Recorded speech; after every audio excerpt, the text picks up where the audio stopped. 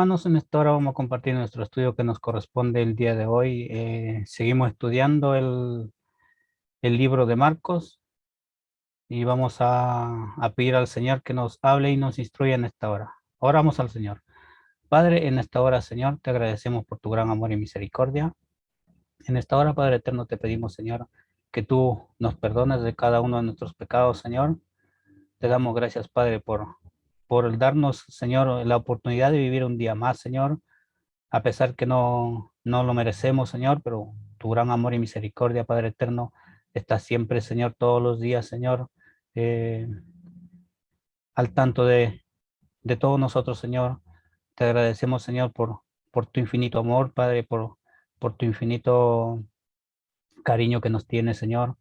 Te pedimos, Señor, en esta hora que tú nos ministres, Padre, que tú nos hables, Señor, mediante su palabra, Señor, y que podamos, Señor, abrir nuestro corazón, que podamos abrir nuestra mente y que podamos, Señor, guardar y atesorar toda tu enseñanza, Padre. Te damos gracias, Señor, por mis hermanos que se han conectado el día de hoy, por los que a lo mejor no han podido por diversos motivos, Señor, que tú lo hables, Señor, a ellos también, a sus corazones, Padre, y que puedas también, Señor, poner el deseo en sus corazones de poder, Señor, congregarse, Padre. Gracias te damos, Señor, en esta hora y pedimos tu bendición, Señor, en el nombre de Cristo Jesús. Amén. Bien, queridos hermanos, el día de hoy vamos a estudiar el libro de Marcos, en el capítulo 10, a partir del versículo 32 al 45. Empezamos leyendo el versículo 32 que dice, iban, dice, por el camino subiendo a Jerusalén, y Jesús iba adelante, y ellos se asombraron y le seguían con miedo. Entonces, volviendo a tomar a los 12 aparte, les comenzó a decir las cosas que le habían de acontecer. He aquí, subimos a Jerusalén, y el Hijo del Hombre será entregado a los principales sacerdotes y a los escribas, y le condenarán a muerte, y le entregarán a los gentiles, y le encarnecerán, le azotarán, y escupirán en él, y le matarán, mas al tercer día resucitará. Vemos aquí, queridos hermanos, que Jesús menciona cuál será su siguiente parada. Y la siguiente parada vemos que es Jerusalén. Jerusalén será el lugar de sus sufrimientos, de su cruz, de su pasión. Y ahora Jesús añade algunos detalles respecto a su muerte. Jesús no solo ha mencionado, hermanos, que tiene que morir, también les ha mencionado que llegará a la muerte por medio de la traición. Pero añade que será tratado, dice, indignamente, y su muerte será de mucha vergüenza. Dice que lo van a escupir, lo van a escarnecer, lo van a rechazar, dice. Eso es lo que le espera a Jesús en Jerusalén. Nos dice que los discípulos tienen miedo, dice. Ahora, es interesante, hermanos, porque en las profecías en el Antiguo Testamento se menciona que Dios entraría, dice, un día en Jerusalén y rescataría a su pueblo y sería como un caudillo militar, dice que traería una gran victoria. Si me acompañan, por favor, veamos en Isaías capítulo 35, versículo 10.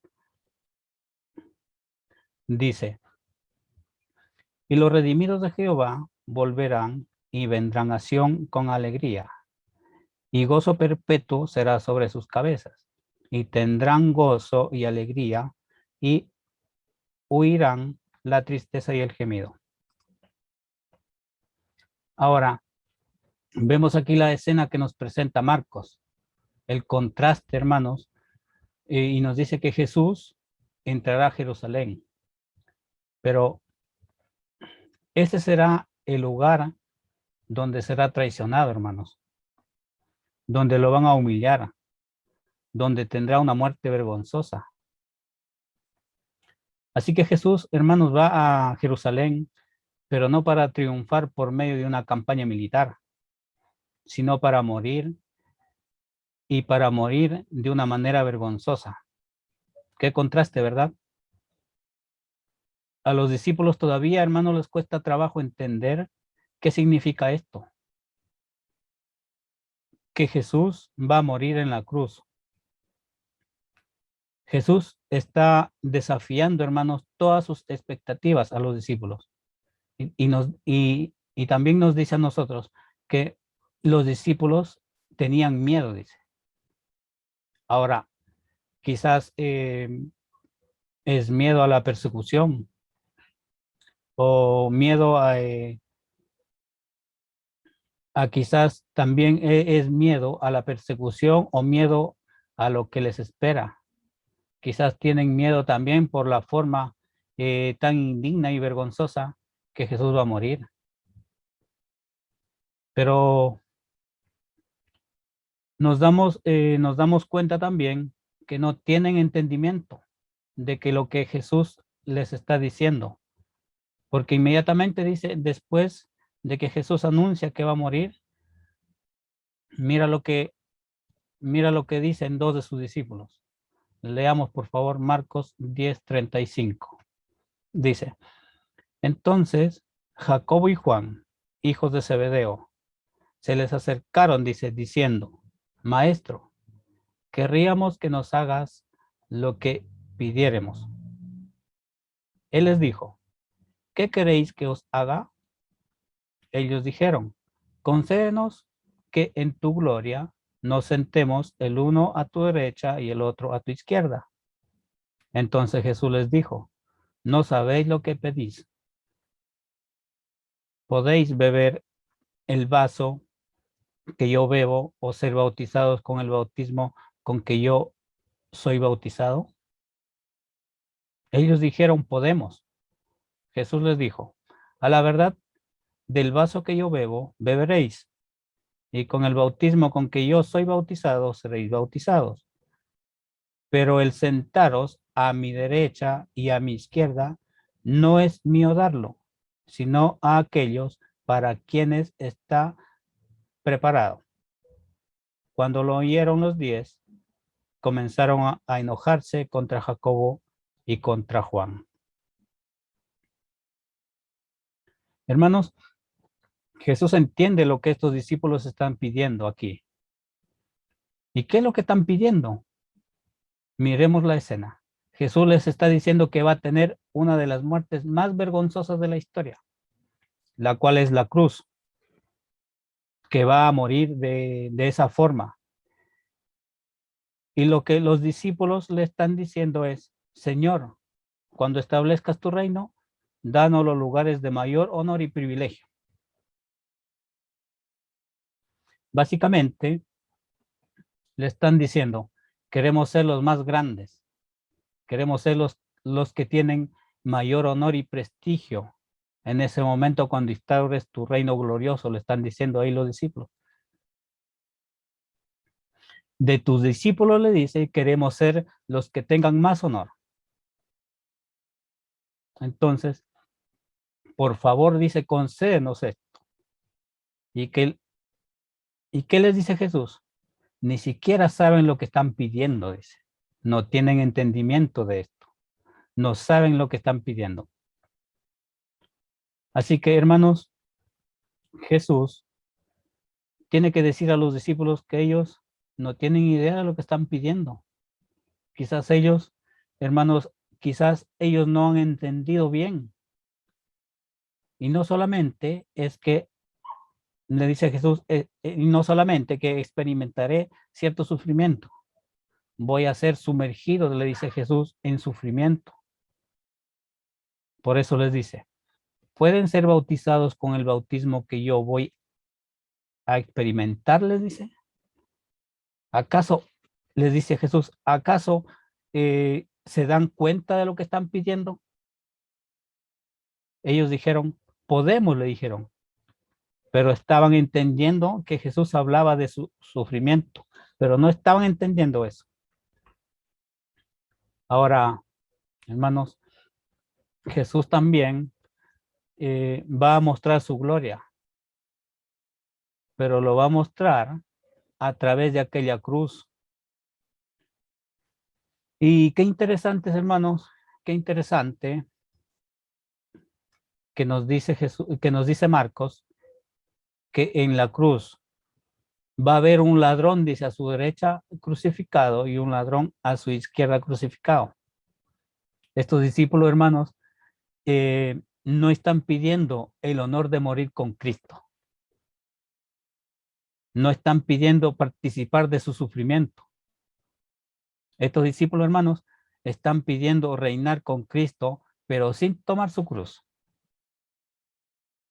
Muchas veces, hermanos, queremos honor, queremos prestigio y gloria, pero sin seguir este camino de Cristo. Es decir, que ellos están viendo a Jesús como el Mesías, pero no como el Mesías que consigue lo que ellos quieren. No están en discusión, no están en disposición de servir a otros, sino lo que quieren en lugares de honor. Ellos están pidiendo grandeza, pero sin seguir a Cristo. Ahora, nos dice también, y vemos la reacción de los demás discípulos. Dice que se enojan. Vemos que estos dos discípulos no están entendiendo nada. ¿Qué habrán dicho los demás discípulos, no? ¿Cómo se les ocurre? ¿Cómo se les ocurre pedir esto? Al oír esto Jesús, dijo Jesús que va a morir en la cruz. Entonces, ¿qué les pasa, hermanos, a estos discípulos? Que ni siquiera están entendiendo, es más, ni siquiera están escuchando lo que Jesús les está diciendo. Jesús les está diciendo que está yendo a Jerusalén a morir, pero ellos están más interesados en lo material, en lo ser visto. Entonces, estos discípulos están siendo insensibles. Ahora, también probablemente los demás discípulos se están enojando o molestando porque a lo mejor dijeron, nos están ganando, porque recuerden que, recuerden que ellos tenían luchas, dice, ellos tenían discusiones de quién iba a ser el más grande. Entonces, vemos también que son muy competitivos entre ellos mismos. Hay una competencia interna entre ellos. Están luchando por quién va a ser el más importante. Recordemos que esta competencia entre ellos ya sucedió también bajo la transfiguración, ¿recuerdan? En el camino ellos estaban discutiendo de quién iba a ser el más importante en el reino. O sea, aquí nos damos cuenta que ya no es la primera discusión entre los discípulos de quién iba a ser el más grande o de quién iba a ocupar los primeros lugares o los primeros puestos. Ellos no han entendido lo que ha enseñado Jesús. Se enojan porque no quieren que Juan y Jacobo tengan la ventaja. Ahora, también vemos que Jesús aprovecha esta escena. Nuevamente, como en cada una de las veces que Jesús anunció su muerte, los discípulos muestran un corazón duro y sin entendimiento, hermanos. La misión de Jesús y Jesús aprovecha este momento para, para con ternura enseñarles, imprimir en sus corazones qué significa seguir al Mesías. Así que, una vez más, Jesús utiliza esta situación para enseñarles la verdadera naturaleza del discipulado cristiano. Hermanos, muchas veces, hermanos, nosotros a lo mejor vamos con cosas o vamos con pedidos a Dios, pidiéndole cosas que ni siquiera, hermanos, está en la perfecta voluntad del Señor. Y muchas veces, a lo mejor Dios lo va a permitir, hermanos. A lo mejor Dios va a dejar que pase esas cosas. Pero recordemos, hermanos, que no está en la perfecta voluntad de Dios lo que nosotros hacemos por nuestra propia voluntad. Por lo tanto, hermanos, el verdadero cristiano tiene que tomar su cruz. Tiene que tomar su cruz y seguir a Jesús cada día, como dice su palabra. No es solamente pedir lo que a mí me conviene, porque si fuera así, imagínese lo que pediríamos. Jesús no va a decir, ni siquiera te estás dando cuenta de lo que estás pidiendo. Escúchate. Entonces, esto es un tema para que nosotros podamos reflexionar también, porque muchas veces creemos estar en la perfecta voluntad de Dios. O decimos a lo mejor, Señor, que se haga tu voluntad, pero de por medio nosotros también estamos ahí como queriendo ayudar a Dios con algo, ¿no? Que, que nosotros queramos lograr. Muchas veces es por eso, hermanos, que viene uno termina defraudándose. Muchas veces hemos escuchado y a lo mejor a nosotros mismos nos ha pasado que decimos, esto Dios me lo permitió. Esto Dios está en su voluntad, pero hemos dejado realmente de que Dios haga su perfecta voluntad en lo que le estamos pidiendo o en cada uno de nosotros. Esa es una pregunta en que cada uno de nosotros tenemos que reflexionar, hermanos. Muchas veces vamos a Dios con cosas a las cuales ni siquiera entendemos lo que le estamos pidiendo. Y Dios lo tiene claro porque si es algo que no nos conviene, Dios no lo va a permitir. Y se lo permite es porque por la terquedad de uno mismo, porque va a querer insistir en lograr algo que no está en la voluntad de Dios.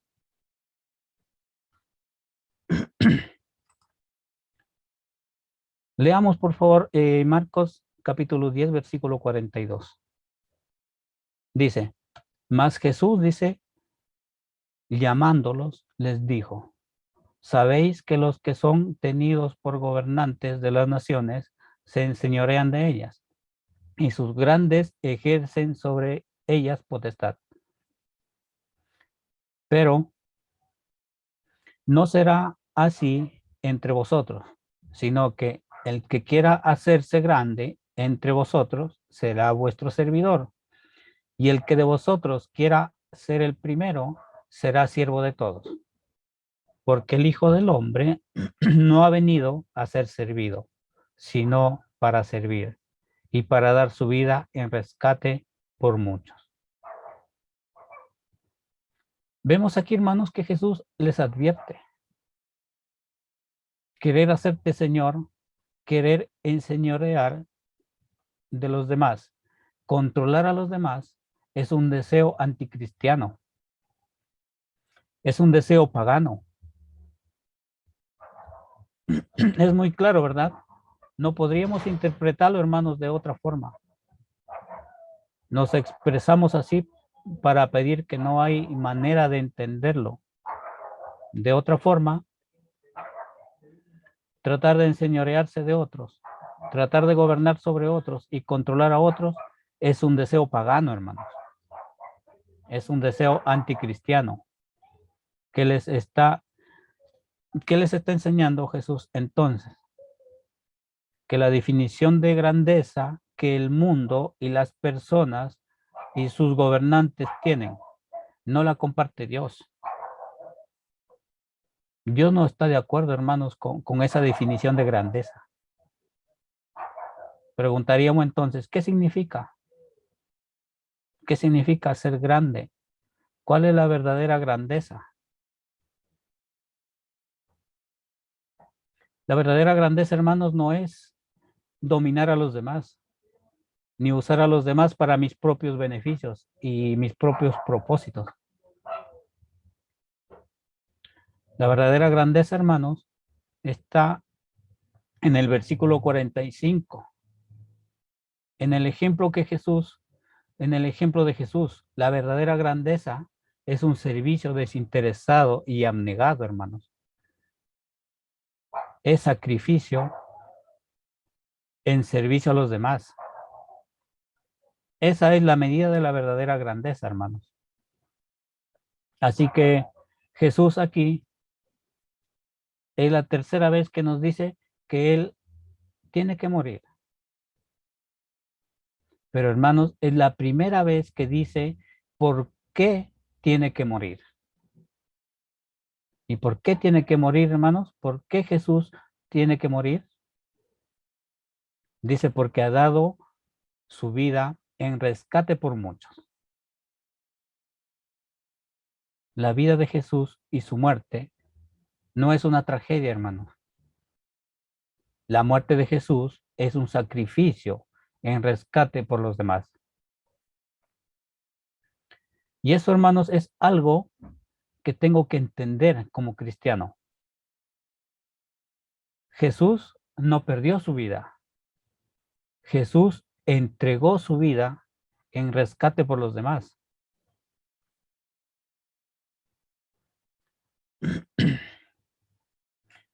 Hermanos, esto nos enseña algo importante.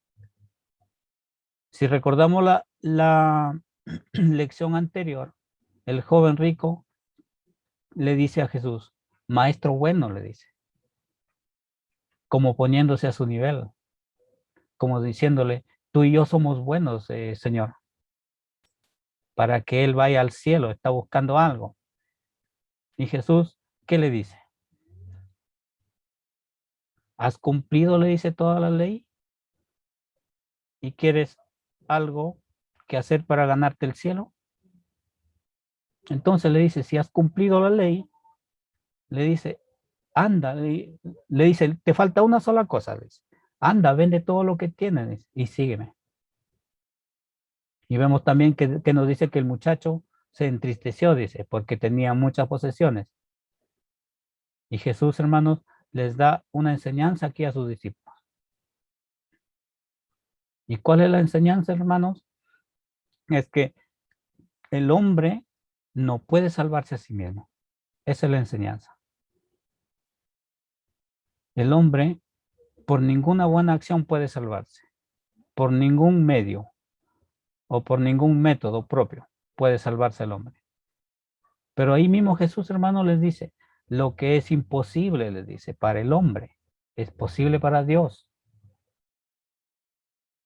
Así que Jesús nos enseña que no podemos rescatarnos, hermanos, a nosotros mismos. Es imposible, no podemos. Hermanos, el problema del ser humano es tal que necesita ser rescatado de sí mismo. Pero aquí dice el texto que eso es precisamente lo que Jesús vino a hacer. Jesús vino a dar su vida para rescatarnos. Lo que es imposible para el hombre, dice, es posible para Dios. Los seres humanos, hermanos, necesitamos ser rescatados. La pregunta sería entonces, ¿de qué tendríamos que ser rescatados? Rescatados de nosotros mismos, rescatados del pecado, hermanos.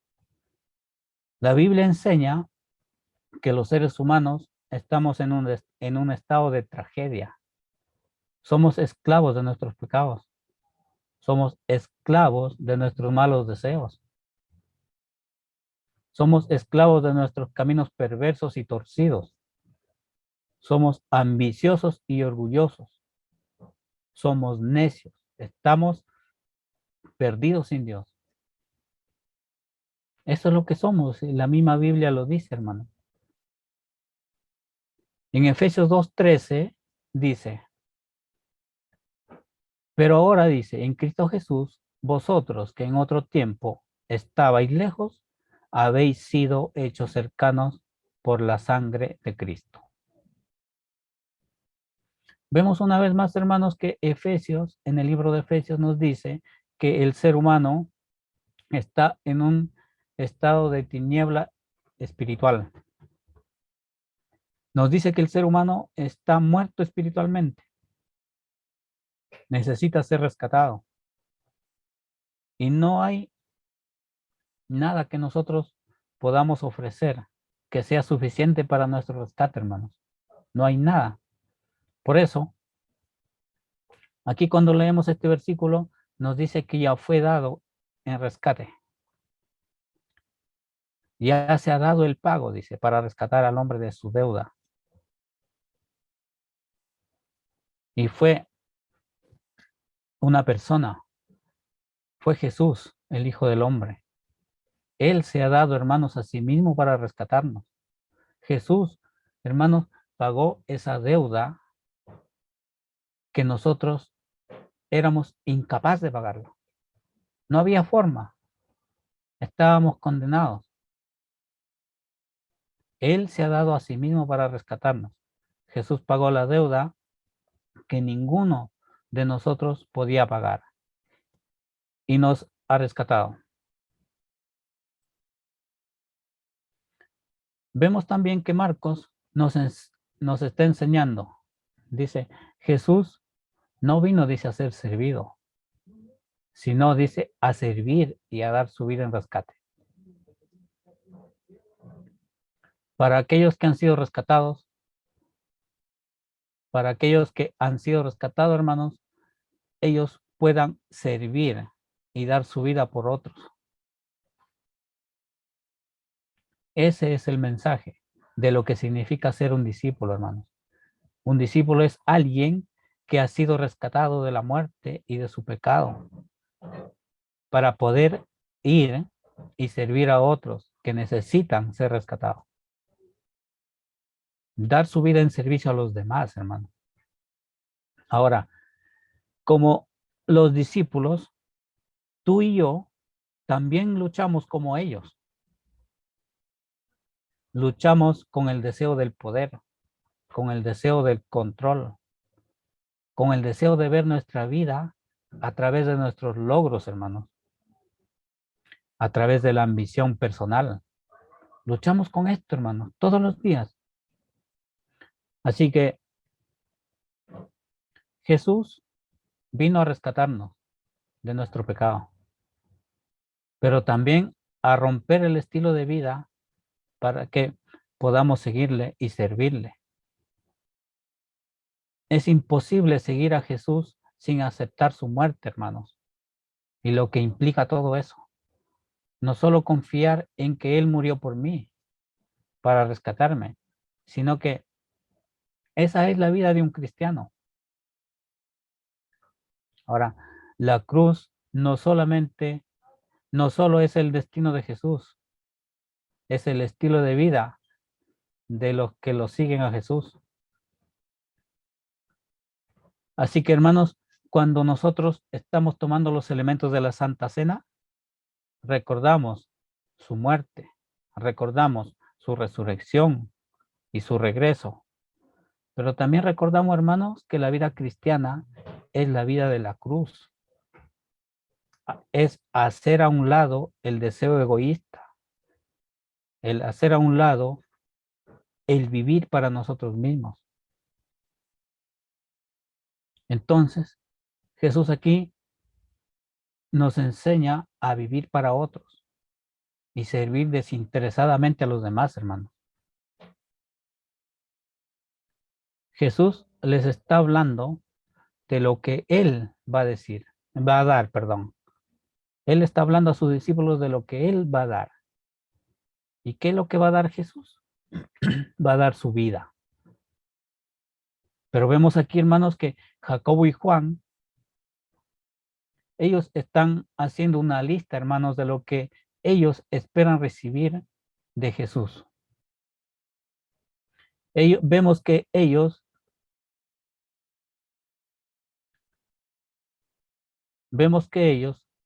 dice que nos dice Jesús que nosotros fuimos rescatados, dice, de la muerte. ¿Qué más, hermanos, podríamos pedir? Si lo que merecíamos, como le decía anteriormente, si lo que merecíamos es el castigo por nuestros pecados. Somos libres, hermanos, pero no para exigir, sino para servir y seguir a Jesús. Él pagó, hermanos, nuestra deuda que nosotros no podíamos pagarlo. Así que vemos también que dice que Él va delante de ellos a Jerusalén. Y ahora, ¿por qué? Porque va a morir para rescatarles, para rescatarnos a nosotros también. Pero también, hermanos, nos está enseñando que este es el camino. Esta es la manera de vivir para Dios, hermanos, y para su reino.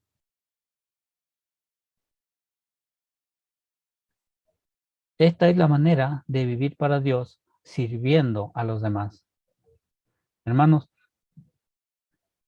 Él no vino a ser servido, como dice su palabra, sino vino a servir y a dar su vida por otros. Así que, ¿quieres ser verdaderamente grande a los ojos de Dios? Hermanos, la verdadera grandeza consiste en dar o en darte a ti mismo por otros. Esa es la verdadera grandeza que Dios reconoce. No el querer ser grande, hermanos. No el querer ser ambicioso, no el querer eh, buscar el todo para mí. Eso Dios no reconoce eso, sino tener un corazón, hermanos, un corazón dispuesto a servir, un corazón en la cual podamos entender lo que Él hizo por nosotros. Teníamos una deuda impagable, hermanos. Estábamos condenados a la muerte. Y vemos también que el gran amor de Dios es que Él mandó a este mundo, a esta tierra, a su Hijo, a que Él cargara con nuestras culpas, a que Él pagara algo que no le correspondía. Y vemos también, hermanos, que aquí, que los discípulos, ellos están pidiendo algo que no entienden, porque dice, merecía, dice, o los discípulos deberían haber anhelado estar ahí, dice, junto a Jesús en la cruz, en vez de estos dos ladrones que fueron crucificados, uno a su derecha y el otro a su izquierda. Pero no, ¿qué es lo que están buscando los discípulos? Están buscando lo terrenal, el ser visto. ¿Cuántas veces, hermanos, nosotros no hemos hecho lo mismo? ¿Cuántas veces nosotros queremos la grandeza, queremos la riqueza o las cosas materiales más que anhelar las cosas de Dios? Yo creo que aquí yo me considero uno de ellos, porque muchas veces nuestro corazón es tan frágil, hermanos, que tiende a inclinarse por lo terrenal. Entonces, esto es un tema para que nosotros podamos reflexionar, hermanos, porque muchas veces a lo mejor hacemos esto sin darnos cuenta. Y muchas veces también hacemos esto dándonos cuenta, hermanos. Pero Dios el día de hoy nos habla de que primero tenemos que buscar su reino. Tenemos que seguir su palabra, entender su palabra, abrir nuestra mente, abrir nuestro corazón para que podamos guardar y atesorar su enseñanza. Conclusión, hermanos, a este estudio. Para servir, hermanos, solo necesitamos un corazón lleno de gracia. y un alma movida por el amor. Nosotros, hermanos, no tenemos que ir a Dios con peticiones que no nos corresponde y que están fuera de la perfecta voluntad de Dios. Hermanos, que el servir no sea una competencia, porque vemos aquí que dos de sus discípulos están queriendo algo en las cuales no les corresponde. Que el servir no sea una competencia, hermanos, sino más bien que el servir sea un privilegio. Y eso es lo que tenemos que entender, mis queridos hermanos.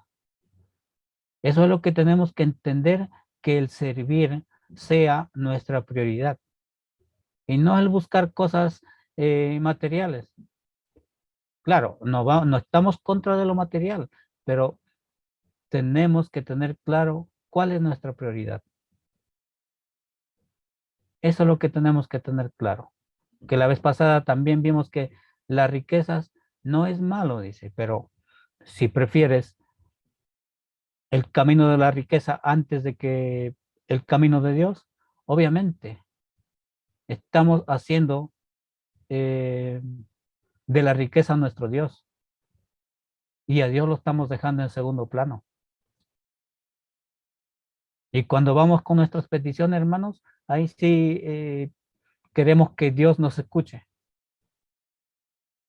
Eso también tenemos que meditar y reflexionar mucho, hermanos. Eso es lo que les quería compartir, mis queridos hermanos, el día de hoy. Eh, que Dios les bendiga a todos y oramos al Señor. Padre, en esta hora, Señor, te agradecemos, Señor, por tu gran amor y misericordia. Te agradecemos, Señor, el día de hoy por hablarnos, Señor, mediante tu palabra. Te pedimos, Señor, que tú, Señor, hables, Señor, a nuestros corazones, Padre, y que podamos, Señor, entender, Señor, que el servir, Señor, es primero, Padre. Ayúdanos, Señor, a poder atesorar tu palabra, Señor, y que podamos, Señor, grabar en nuestros corazones, Señor. Que podamos, Padre, el día de hoy entender, Señor, lo que tú nos quieres hablar mediante tu palabra y que podamos, Señor, eh, entender también lo que significa el servir, Señor. Tú viniste, Señor, a este mundo no a ser servido, Señor, sino a servir, Señor, a dar tu vida, Padre.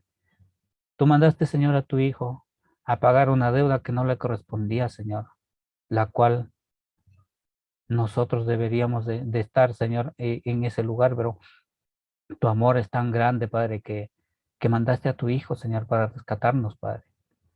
Y eso es algo, Señor, que tenemos que entender, Señor, que solamente el amor que tú tienes, Señor, que tú nos tienes, Señor, es lo que te movió a hacer todo esto, Padre. Gracias te damos, Señor, por todo, Padre. Faltan palabras, Señor, para agradecerte. Y te pedimos, Señor, que tú cuides, Señor, a nuestros hermanos, Señor, que tú bendigas a mis hermanos, Señor, que están conectados y también que bendigas, Señor, a los que no han podido conectarse, Señor, y que tú, Señor, puedas revelarte a sus corazones, Padre. Gracias te damos, Señor, en esta hora y pedimos, Padre, tu bendición para cada uno de mis hermanos, Señor. Te lo pedimos todo, Señor, en el nombre de Cristo Jesús. Amén, Señor, y amén.